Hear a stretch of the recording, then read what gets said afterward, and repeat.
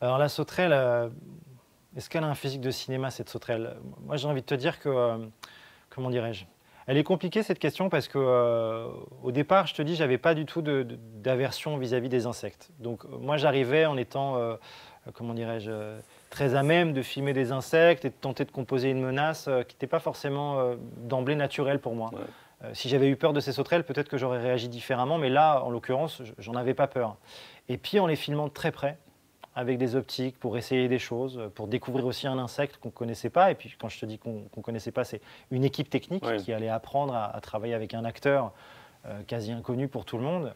Là, en très très gros plan, en macro, j'ai vu une nature que j'avais jamais vue, c'est-à-dire j'ai vu la perfection de la nature. J'ai vu des muscles, j'ai vu des poils, enfin, j'ai vu, je dirais presque un corps capable d'être utile. Enfin, qui avait été pensé par la nature pour être utile et pour être au top, quelque part, avec la sensation de Alors, revoir... attention à l'intelligent design, qui est un sujet très controversé alors, et qu'on n'aime pas évidemment. non, mais moi, c'est Mais quand oui, même mais je la vois ce que tu veux sensation dire. de Oui, tomber bien amoureux sûr. tout d'un coup, Ouais.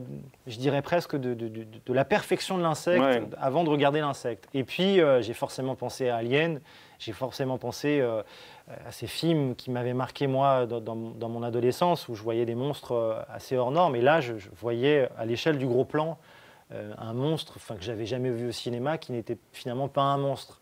Et ce qui était hyper intéressant pour moi, c'était de dialoguer justement avec cette sensation et cette relation au monstre.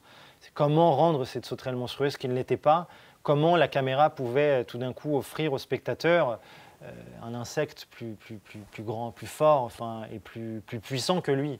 Et c'est vrai que la caméra permettait un dialogue direct et surtout, je dirais presque, de changer de rapport de force. Et ce petit insecte qu'on pouvait écraser facilement, Ouais. là, tout d'un coup, à l'image, Du fait de l'effet collectif aussi. du fait de l'effet collectif, Ouais. mais avant l'effet collectif, c'était aussi regardez bien cet insecte, enfin, on ne le connaît pas bien. Et justement, ce mystère, pour moi, c'était un très bon moyen de véhiculer une angoisse, ou de fabriquer, ou de construire avec le spectateur, mais seul, cette angoisse vis-à-vis d'un insecte qu'on ne connaît pas bien, surtout filmé comme ça. C'est vrai que c'est marrant et à la fois sans doute logique que tu mentionnes Alien, parce que c'est vrai qu'on a quand même beaucoup de créatures horrifiques de l'histoire de la science-fiction qui ont justement une espèce de morphologie qui nous fait quand même immédiatement penser à l'insecte. Et je pense qu'il y a ce côté assez fascinant et terrifiant, en tout cas pour pas mal de personnes qui, effectivement, un insecte grossissant est forcément une bête terrifique. Et donc c'est vrai que c'est assez facile de transposer ça dans ces monstres du cinéma qui sont en fait des gros insectes. Ouais.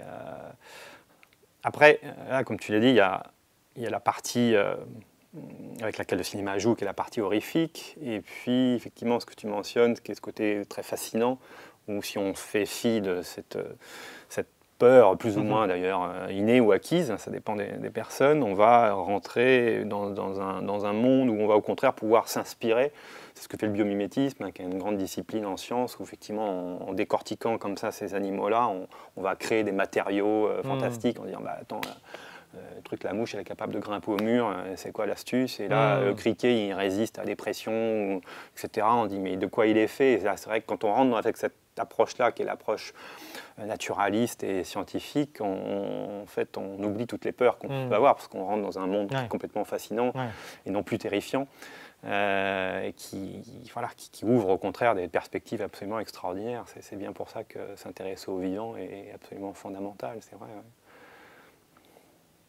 Ouais. Mais voilà, j'ai adoré, enfin finalement, ça a été presque je dirais presque l'acteur le plus, le plus simple, le plus naturel, comment dirais-je. En tous les cas, l'équipe a trouvé une vraie relation avec ces insectes qu'on a protégés et qui ont finalement permis aussi un tournage presque facile, quoi. C'est-à-dire qu'on avait très peur. Moi, je me rappelle, j'ai une image vraiment. J'ai donc l'animalier Pascal Tréguy et son équipe qui arrivent justement lors de ces essais caméras avec cette nuée de sauterelles. Donc j'ai un camion qui se gare sur le parking et je vais voir Pascal et je lui dis Pascal, ouvre-moi les portes, je veux rencontrer cette nuée là, je veux lui dire bonjour. Il m'a dit tu vas être un peu déçu, tu vois, c'est pas si impressionnant. Et c'est vrai, c'était pas très impressionnant. En fait, derrière, il y avait un carton Ikea et il y avait des petites boîtes. Et dans ces petites boîtes, il devait y avoir une cinquantaine ou une centaine de criquets. Et finalement, voilà, cette nuée, ces 5000 individus qu'on avait sur le plateau, C'était une petite volière qui a été respectée, mise à des températures où l'insecte était à l'aise quelque part.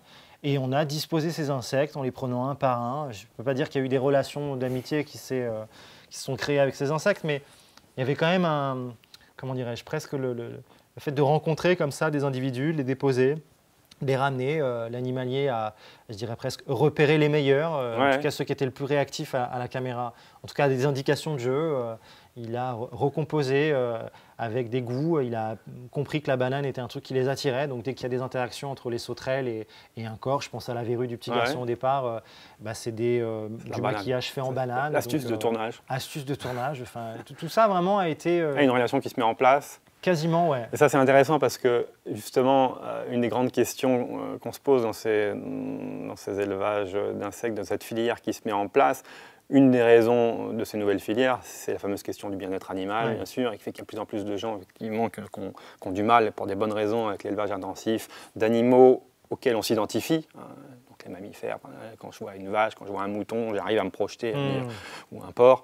Et c'est vrai qu'il y a encore ce sujet flottant, très ambigu sur l'insecte, qui reste un animal, mais sur lequel on a du mal à se positionner. Parce que c'est vrai qu'on aurait tendance à se dire, déjà, on s'identifie beaucoup plus difficilement avec un criquet. Et la question est ouverte, se dire, mais finalement, arrêter de faire des élevages intensifs de porcs, parce que les porcs, ils souffrent, et puis génétiquement, ils sont très proches de nous, etc. Donc on va faire des criquets, mais en fait, il y a toujours un moment où on arrive à se dire, mais le criquet, il y a une sensibilité aussi, il y a quelque chose qui doit exister. Et ça, l'éthologie, pour le coup, elle n'est pas évidente à mener. Cette étude du comportement, du ressenti sur un insecte, c'est un sujet scientifique qui est compliqué et du coup qui divise encore les foules. Parce que il y a ceux qui disent non, c'est un animal, il est sensible, je n'y touche pas. Et puis d'autres qui disent ça reste un criquet. Donc tu vois, c'est des sujets qui sont assez, pour le coup, très controversés et donc fascinants scientifiquement et sociologiquement. Mais c'est marrant ce que tu dis par rapport à ça parce que moi je sais que l'histoire, c'est quand même une femme qui va donner d'elle littéralement à ces insectes. Et c'est vrai que le fait d'en faire de la farine, le fait de les mettre au four, le fait de les déshydrater, de les détruire, de les broyer, il y avait comme un acte de mort, enfin de destruction. C'est-à-dire qu'elle se donnait littéralement à des insectes dont elle allait créer de la farine. Et quelque part, pour moi, il y avait plus un chemin vers la mort qu'un chemin vers la vie. Et c'est pour ça que j'ai voulu aussi reconnecter le scénario au mal-être agricole, à savoir cette disparition brutale du mari. Et tout d'un coup, cette mère seule qui devait subvenir aux besoins de cette famille, en même temps qu'il y avait ce trauma, cette absence, ces questions qui l'emmenaient, elle, à faire des choix de quelqu'un de perdu quelque part, qui finalement allait presque elle-même se suicider à petit feu.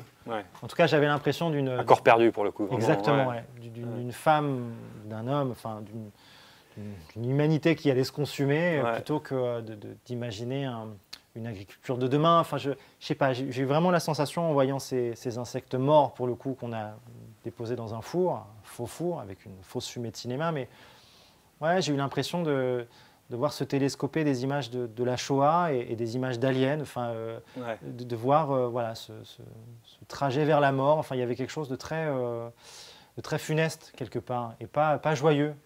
Et c'est pour ça, quand tu parles du respect de l'insecte, et de ces questions vis-à-vis de l'insecte, pour moi, il y avait une sensation de l'avoir se donner à des canards. Indirectement. Exactement. Quand je suis rentré dans ces élevages de canards, je me suis dit, mais en fait, elle est horrible cette histoire. Elle se donne à des canards. Elle se donne, elle se fait manger quelque part. Elle disparaît. Et je crois que c'est lié justement au fait de voir ces insectes et peut-être d'avoir un contact prolongé avec des insectes, de les emmener vers le chemin de la mort. Ça m'a fait presque prendre conscience de nos interactions avec cet insecte en étant... c'est pas des petites interactions. Alors, elles sont peut-être pas énorme, effectivement, je n'ai pas caressé ces criquets, j'en ai pas adopté, mais il y avait quand même un respect de l'autre qui a été super à vivre, en tout cas sur le plateau, qui était une très belle expérience.